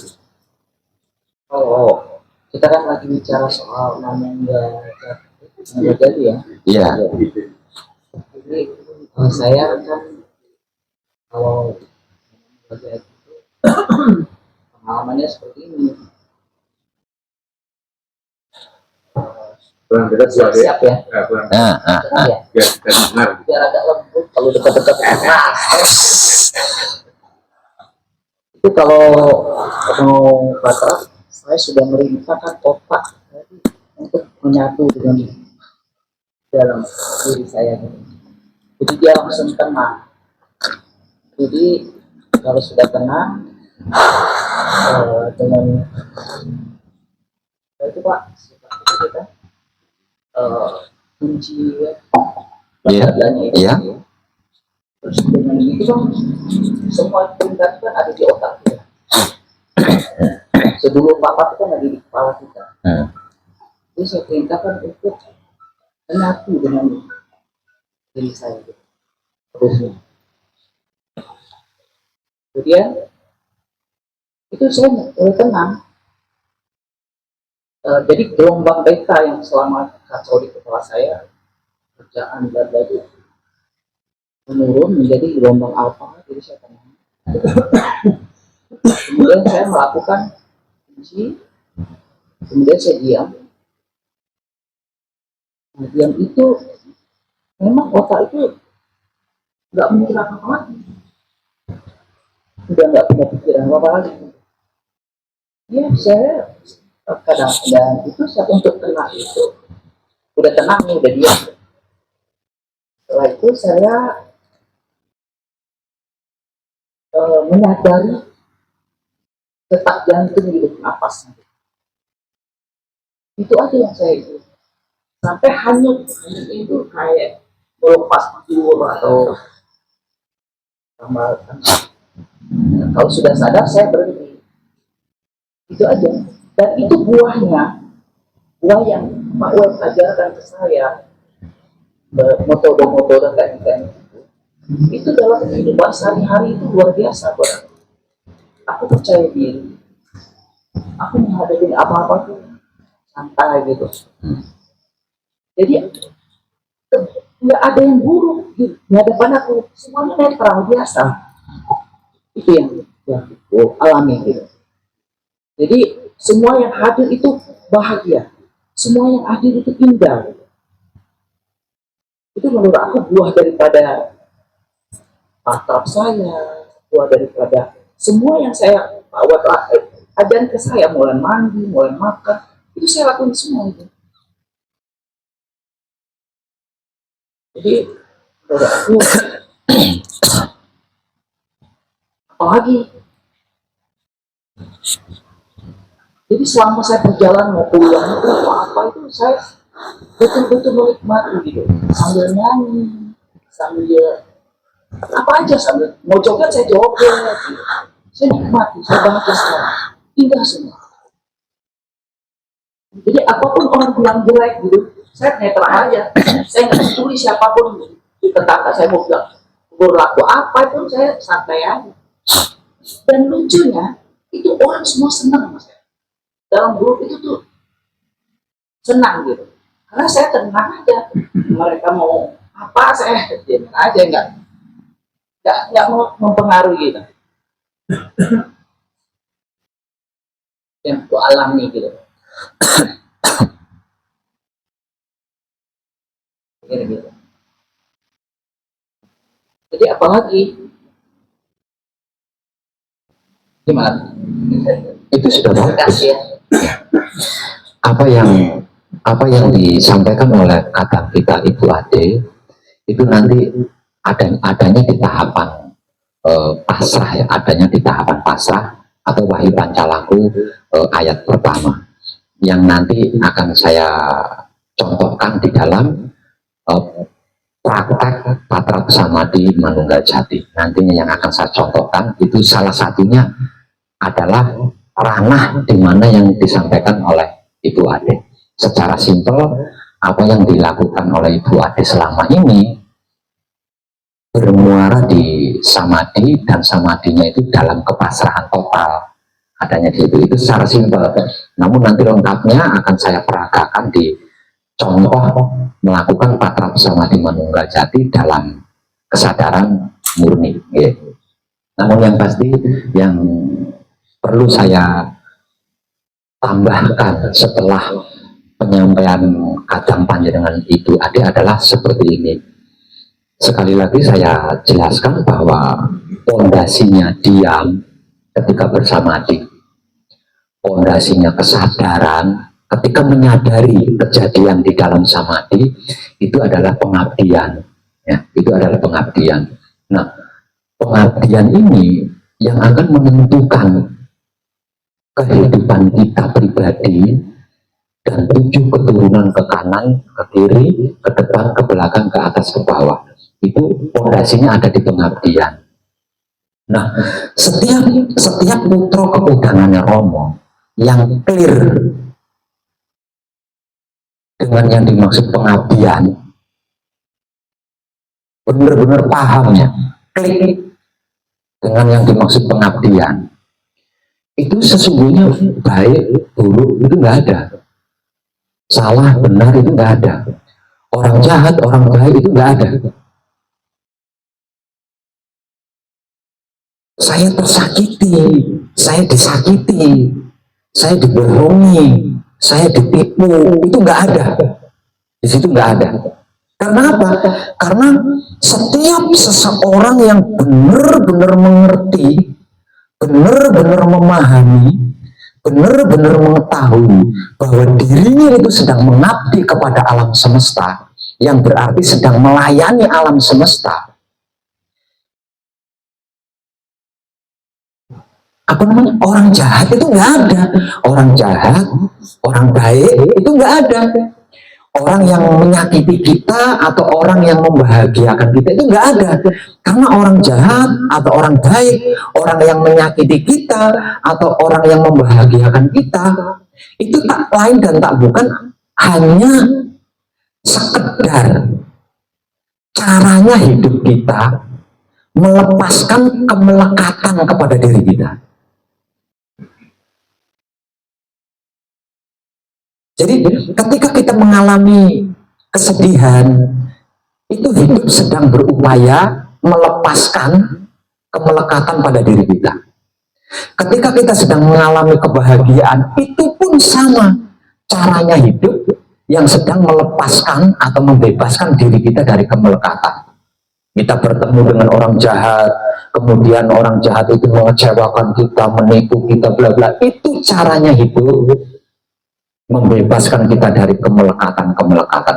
Kita ketemu orang baik, begini, itu juga caranya hidup yang sedang berusaha membebaskan diri kita dari kemelekatan. Karena di mana diri kita, ketika diri kita mempunyai kemelekatan, maka hidup tidak bisa sepenuhnya menguasai jiwa raga kita. Sebab karena itu, apapun yang terjadi, hidup akan selalu berupaya untuk membebaskan diri kita dari yang namanya kemelekatan-kemelekatan. Hanya seperti itu. Jadi orang menyakiti kita itu nggak ada. Orang jahat kepada kita itu nggak ada sesungguhnya. Orang baik sama kita nggak ada. Itu hanya caranya hidup membebaskan diri kita dari kemelekatan-kemelekatan, menyelamatkan diri kita dari kemelekatan-kemelekatan agar supaya senantiasa berada di dalam dimensi kesempurnaan. Hanya sebatas itu.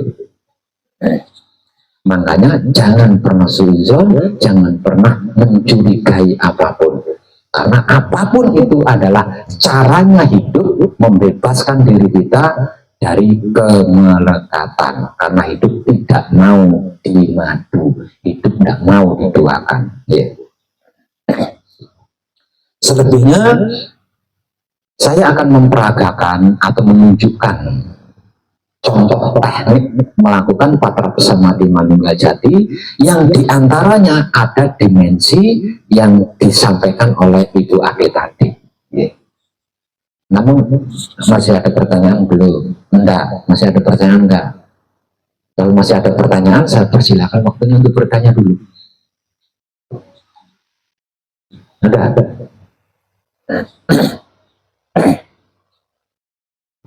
Ada? Ya ada. Ibu-ibu? Ibu Sumi? Oke, berarti nggak ada ya. Kalau nggak ada, saya lanjut ke tahapan memperagakan patra samadhi manunggal jati dalam kesadaran murni.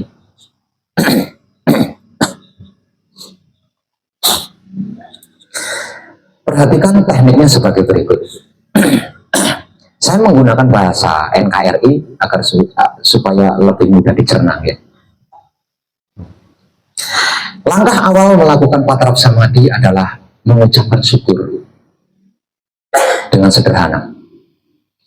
Terima kasih alam semesta seisinya untuk saat ini dan sebelumnya. Simpel kan? Kalau contoh dari saya kan panjang, terima kasih rokok itu kan panjang. Ini contoh. Jadi langkah awal kita bersyukur atas apa yang sudah berhasil kita lalui sebelum melakukan patra samadhi. Secara simpelnya, terima kasih alam semesta seisinya untuk saat ini dan sebelumnya. Kemudian kita melakukan palunggu jati dari awal sampai akhir, lalu bersambung atau berlanjut ke patra kunci dan membaca bacaan kunci 7 kali berturut-turut. Lakukan saja, tidak perlu ini nggak perlu, lakukan saja karena itu hanya proses. Langkah ketiga, kemudian menurunkan kedua tangan kita atau mengakhiri patra kunci dengan cara menurunkan kedua tangan kita ke posisi yang paling nyaman menurut kita. Dan di saat kedua tangan kita sudah menyentuh atau berada di posisi yang paling nyaman menurut kita, lah ini dimensi di mana Ibu Ade tadi menyampaikan pengalamannya kepada kita semuanya, yaitu pasrah total.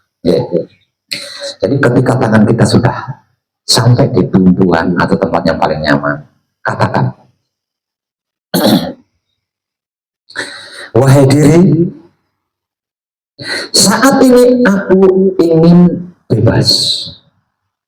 Saat ini aku ingin merdeka, menjadi diriku sendiri seutuhnya, tanpa beban, tanpa masalah apapun. Jika ada beban, jika ada masalah, saya persilahkan dengan hormat kembali kepada sang pemilik beban atau kepada sang pemilik masalah.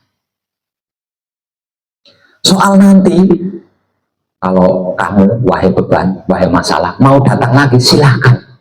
Namun jangan sekarang, karena saat ini saya ingin merdeka, saya ingin bebas, saya ingin menjadi diri saya sendiri. Dengan begitu, apapun aktivitas yang seharusnya ada, jadi terhentikan semua. Jadi berhenti, semua aktivitas itu jadi berhenti total, berhenti. Lalu persiapkan diri, karena kita akan masuk ke ranah kesadaran. Manakala kita sudah masuk ke ranah kesadaran, apapun yang terjadi itu adalah pencerahan dan kita butuh. Maka tidak perlu ngapa-ngapain, tidak perlu itu ini. Cukup saksikan saja kejadiannya. Cukup perhatikan saja kejadiannya. Terus mau berganti atau tidak berganti, perhatikan saja, saksikan saja dengan diam. Saksikan dengan diam, perhatikan dengan diam, berarti tidak mengikuti apalagi melakukan apa yang sedang dialami ketika bersamadhi. Sesederhana itu kan. Selebihnya bagaimana? Pasti tahu. Selebihnya, akhirnya pasti tahu kalau sudah seperti itu. Nah, samadhinya berapa jam? Pasti tahu. Nanti kalau sudah selesai samadhi, palung-palung itu pasti tahu. Pasti tahu. Ngapain susah payah mikirin yang belum terjadi? Lalu nanti itu belum milik kita, tadi sudah bukan milik kita. Milik kita itu sekarang. Jadi saksikan saat ini, maka kita akan bisa bersyukur tentang saat ini. Hanya seperti itu aja. Ribet enggak menurut Anda? Cuma begitu Pak. Cuma begitu Pak. Oke. Nambah ini Pak ya. Ya, ya. Waktu setelah tangannya diturunkan tuh nggak langsung dia. Langsung minta. Langsung diam Ibu Ade. Namun kita kan belum terbiasa. Nah, kita kan belum terbiasa. Jadi butuh perintah.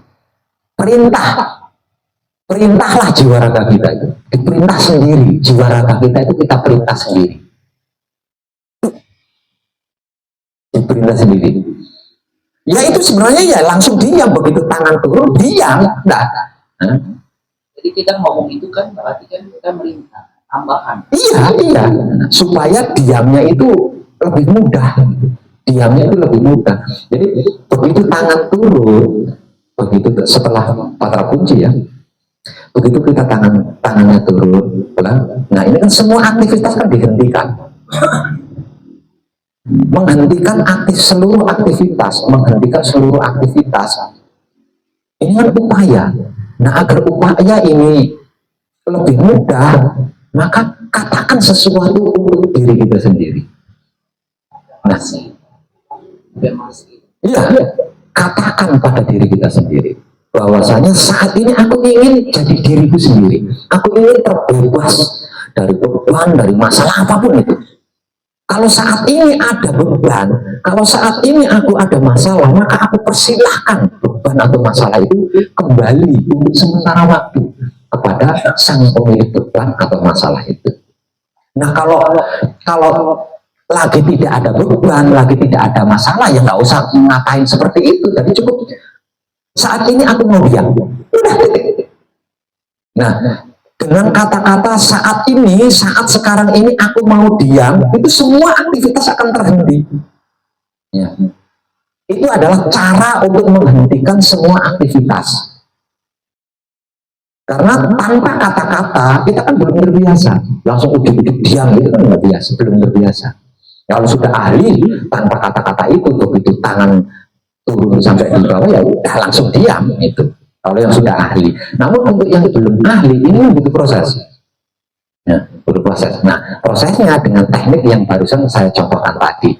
Kalau punya beban, kalau punya salah, maka tekniknya, wahai diri, saat ini aku pengen diam. Aku ingin diam menjadi diriku sendiri. Kalau ada beban, ada masalah, aku persilahkan dengan hormat. Yang namanya beban atau masalah itu kembali kepada sang empunya beban, kepada sang empunya masalah untuk sementara waktu. Nanti kalau kamu mau datang lagi kepadaku, silahkan, namun jangan saat ini, karena saat ini aku pengen diam. Aku ingin diam menjadi diriku sendiri, terbebas dari beban, terbebas dari masalah apapun. Titik. Kalau lagi punya beban, kalau lagi punya masalah, kalau lagi nggak punya beban, kalau lagi nggak punya masalah, cukup katakan, wahai diri, aku mau diam. Nah, selesai.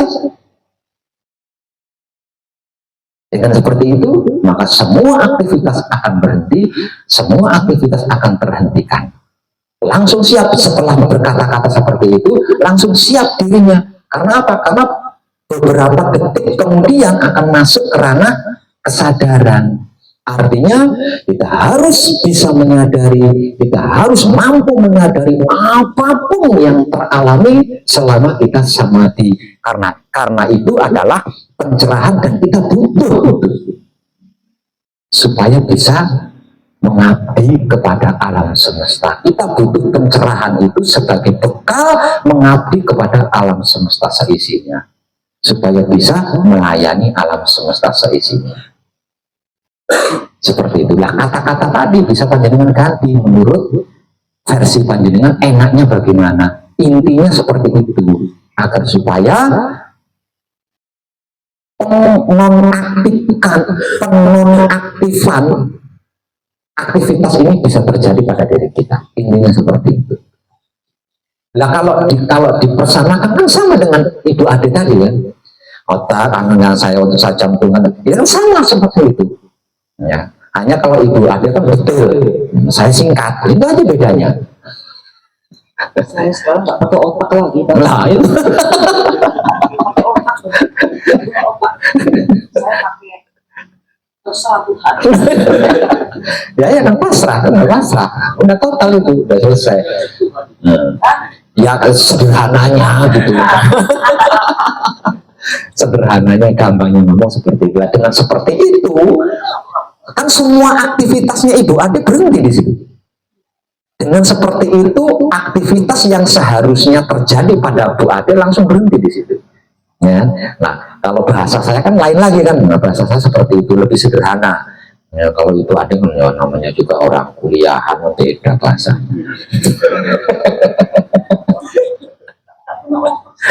Ya, orang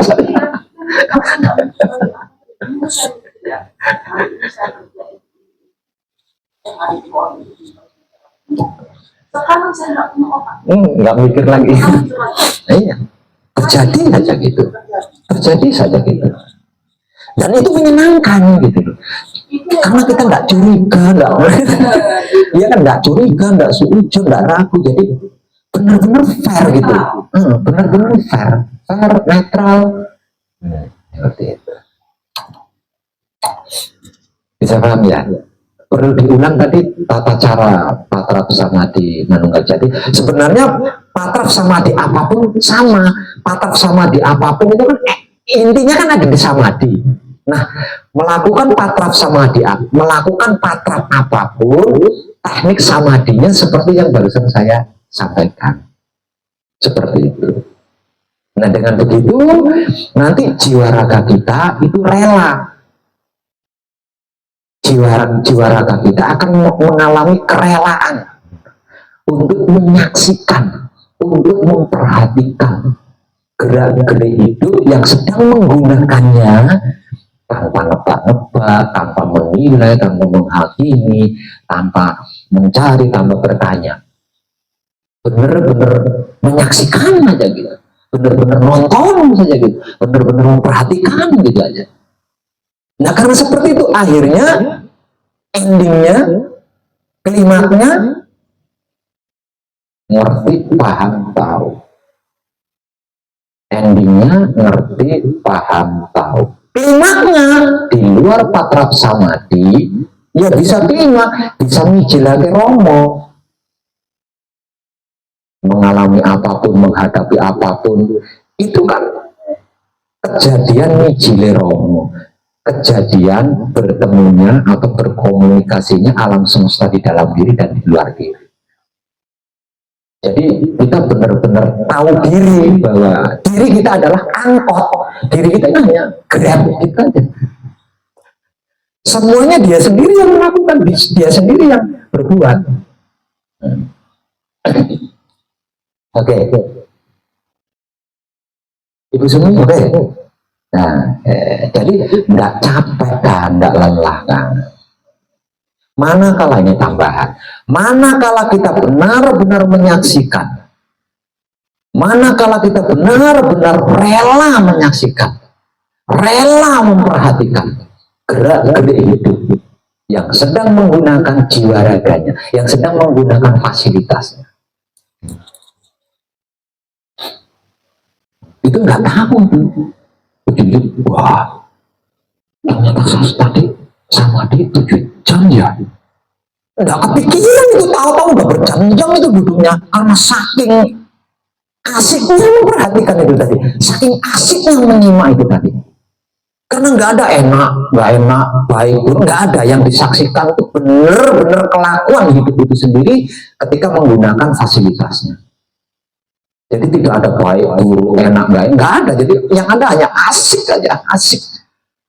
Namun tidak terbawa, tidak terpengaruh, apalagi sampai mengambil alih melakukannya. Enggak. Karena apa? Karena itu adalah pencerahan untuk bekal ketika kita mengabdi kepada alam semesta, ketika kita melayani alam semesta yang kejadiannya di luar bakat sana. Ketika kita bertemu tetangga, itu sesungguhnya kita sedang mengabdi kepada alam semesta, kita sedang melayani bagian dari alam semesta. Ketemu orang baik, itu adalah bagian, itu adalah bentuk pengabdian kita, wujud pelayanan kita terhadap salah satu isinya alam semesta. Bertemu orang tidak baik, itu pun sama bentuk pengabdian kita kepada alam semesta atau wujud daripada pelayanan kita kepada bagian dari alam semesta itu sendiri. Jadi tidak ada penilaian, tidak ada penghakiman, apalagi sampai mengadili, tidak ada untung rugi, tidak, semuanya benar-benar menyenangkan. Oke, maka kajian kita malam ini cukup. Terima kasih serta tercerahkan kita semuanya. Selanjutnya tanpa kita rekam, gitu.